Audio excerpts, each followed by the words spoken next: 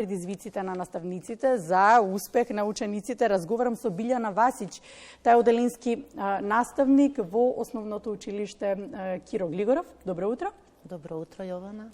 На стартот на второто полугодие за учениците и кај вас возбуда? Нормално не сте ги виделе 20 и ништо дена. Колку се фати второто полугодие? 22. 22, да.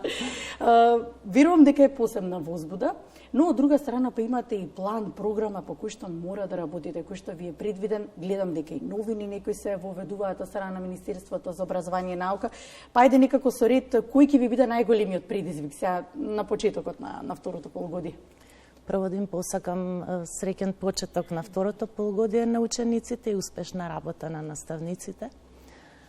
Предизвици секогаш има за нас. Најголем предизвик е реализација на планот и програмата што ни е предвидена од Министерството за образование и од Бирото за развој.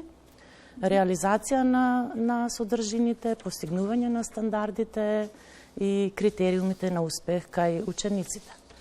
Се разбира и исто предизвик е сега прв ден, почеток, првата седмица, децата се на некој начин во некој друг мод на одмор, на друга атмосфера домашна, каде што исто така за нас е голем предизвик да ги повторно привикнеме на училишниот живот, на училишните обврски, што ќе се почувствува тој еден таков замор пред почеток на полугодието, но набргу ќе влеземе во да, се разбира, врските ќе си го направат своето. Да, врските ќе си го направат своето. Верувам само дека сите родители успеале навреме да ги разбудат учениците утринава. Сигурно. Да, оти нормално зимски распуст, па си беа малку повеќе опуштени. Велите, сега ќе треба време и веројатно предизвика неколку дена да се задржи вниманието и повторно да се заинтересираат децата за програмата, да се зборува за она што е предвидено да се работи. Настрана не само овие неколку дена кои што треба да се потрудите да го задржите вниманието, општо земено. Ова дигитално време во кое што живееме ги направи толку инвентивни децата и толку спретни да навистина доаѓаат до информации многу лесно, многу брзо, се интересираат. Од друга страна ви отежнуваат ли вас дека вие мора да ги следите новите трендови, но сепак да го задржите вниманието, но сепак и да ја проследите програмата, она што ви е наложено. Мора да се пренесе знаењето кое што е предвидено. Така е. Програмата мора да се пренесе, содржините мора да ги усвојат учениците, но како тоа ќе се направи, тоа е важно за наставникот. Наставникот всушност сега имавме една обука што некои се запознавме со новини за медиуми, за медиумска писменост. Всушност наставникот е медиум. Тој е посредник помеѓу она што го диктира општествената заедница и она што треба децата да се научат за да се прилагодат во заедницата. Како тој ќе ги пренесе и ќе им ги доближи на децата содржините, зависи од самиот наставник. Ние постојано зборуваме за квалитетно образование и ќе кажеме просторни услови, материјално-технички услови, но може да го имате сето тоа и повторно процесот да не биде квалитетен. Да не работите со истото. Значи, квалитетот на процесот на наставата и на доближување на содржините, најважен во тој процес е наставникот. Како тој ќе им ги преведе содржините на нивната возраст, на нивното ниво. Тоа предпоставам дека е навистина предизвик. Тоа е, да. Сте биле ли во ситуација да за некоја информација знаат и малку повеќе од вас? Да, децата сега постојано се информации на сите страни имаат, од секакви медиуми, од телевизија, од таблети, што забележувам дека и малите дечиња повеќе се на телефоните, достапни им се повеќе информации, така што некои содржини можеби за нив ќе бидат неинтересни. Да. Затоа наставникот потребно е да на некој начин им направи да бидат интересни, велам, тој е медиум, значи да им го привлече вниманието. Постојат многу техники кои што ги поттикнуваат учениците да размислуваат.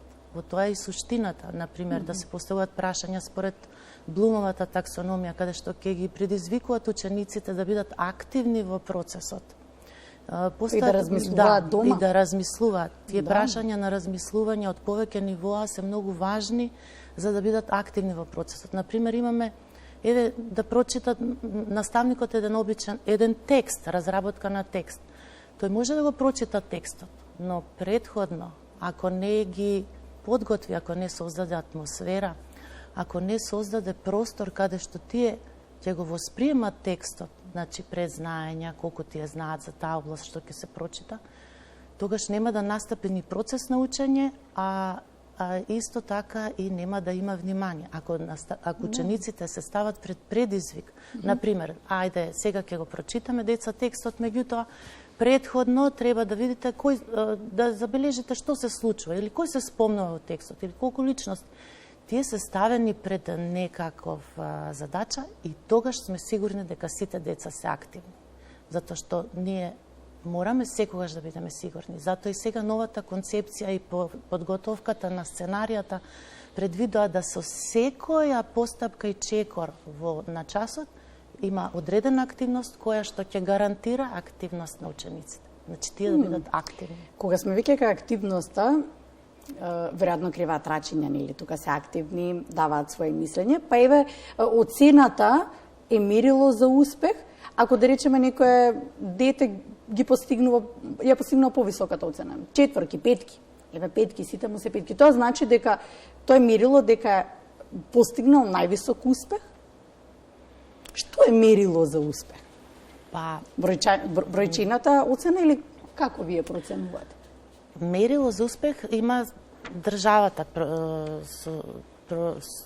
дадено со националните стандарди кои што се пропишани од Бирото за развој, од Министерството за образование, кои што се изведува оценка дали е бројчана или е прикажана како во текст. Сега, тие стандарди се всушност мерка докаде треба да се развиваат критериумите на успех кај учениците. Значи, ние кога имаме некоја содржина за да ја усвојат учениците, ние прво си поставуваме цел, што треба да ја усвојат учениците и што очекуваме од нив. Значи, кога ќе ја поставиме целта ние, што очекуваме, кои вештини и кои знаења и способности треба кај нив да ги вградиме преку таа содржина. Стандардите се мерило докаде ние можеме да одиме со критериумите на успех. Докаде можеме да ги развиваме. Значи, стандардите се развиваат оваа година до некаде. Наредната година повторно истиот стандард, но на повисоко ниво. А бројчената оценка пак се изведува на крајот од целото следење, формативно наставникот што го прави. Бројчената оценка се изведува врз основа на неговото знаење и разбирање и способност да репродуцира усвоената содржина, потоа колку тој може да ја интерпретира и со свој зборови да ја искаже како едно повисоко ниво, каде што ќе може во дадени задачи познати или непознати да го имплементира своето знаење. На тој начин, следејќи ги таа процедура која што е пропишана со закон, тогаш се изведува бројчената оценка. Ако наставниците ги следат сите тие насоки што се пропишани од Бирото, тогаш сигурно дека бројчената оценка, дали е во писмена форма, оценката всушност, дали е во писмена форма или во текст форма, сигурно дека ќе биде релевантна. Сега ве прашам во контекст на тоа дека вие како наставници не сте тука само за да ги оцените, туку или да ги описмените. Да ги описмените за животот, буквално така, уште од прво оделение ги подготвувате, па сега од една страна ако бројчената оценка е 5 и е одличен ученикот, дали тоа значи дека тој ученик е одличен и во социјализацијата, во дружењето? Затоа ви велам, мерило ли е тоа за успех? Што е успех кај учениците во таа возраст кога се во основно образование? кои ги подготвувате буквално за животот? Видете, често учениците ме прашуваат, наставничке, зошто одиме на училиште? Често реченица која што навистина е многу суштинска. Учениците одат на училиште, децата, мислам, одат на училиште да се оспособат за да живеат на планетата Земја, всушност да живеат во некоја заедница, во таа заедница каде што се родени. Сега, зошто велите дали се подготвени? Училиштето гарантира дека децата, кога ќе го поминат образовниот процес, ќе се подготвени да се вклопат во заедницата. Во училиштето нема само образовни цели, има и воспитни цели. Во училиштето има и воннаставни активности, каде што децата работат нешто што и тие сакаат, нивни интереси, има секции, има изборни предмети кои што сами ги избираат. Значи, и со новата концепција посебно се поведе сметка да се погледне во потребите на децата, за да што подобро тие се осознаат себе си, што подобро се надградуваат и што подобро се стават во ситуации кои што се ситуации од реалниот живот. Да. И кои според вас се насоки кои што вие им ги пренесувате како подготовка за истиот? Кои сметате дека се, ќе напоменам сега од главното, да речем едни од главните начала, тоа се некои етички, морални вредности за кои што постојано зборуваме? Што е потребно за да понатаму, за да направиме, за да има добри ученици?